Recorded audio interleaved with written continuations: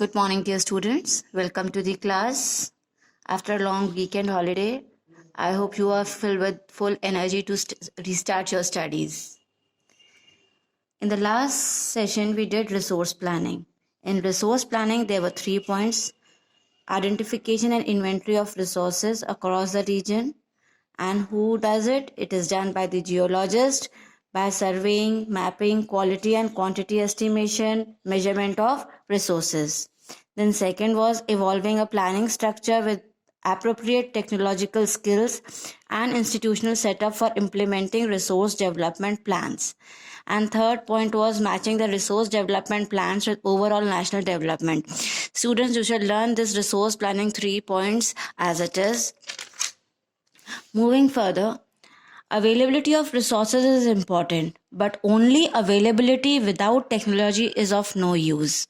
If we know that there is groundwater, but we do not do the boring and the technology was not there, it was of no use having underground water. Similarly, to utilize the resources, technology is very, very important. There are many regions that have abundance of resources, but because they are economically backward, so they cannot be developed. We are well aware that other country colonized our country, and for what they colonized our country, it was only for good resources. And the best part was it that foreign countries were having more technologies than India at that time. So they took our resources and utilized it properly there.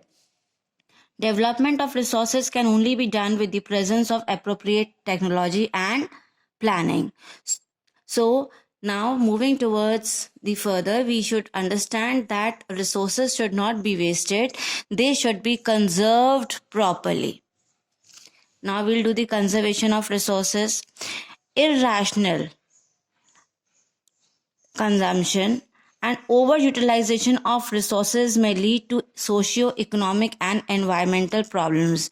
That is, if we are not using the resources properly, it will lead to socio-economical and environmental problems. And to overcome this problem, we all should try to conserve our resources. Gandhiji has rightly said that there is enough for everybody's need, but not for anybody's greed. This sentence means that we have sufficient resources that can be provided to all. But if someone is greedy and wants, only one person wants that resources, it is not possible. He said that greedy and selfish people exploit nature of modern technology, and this is the cause for resource depletion.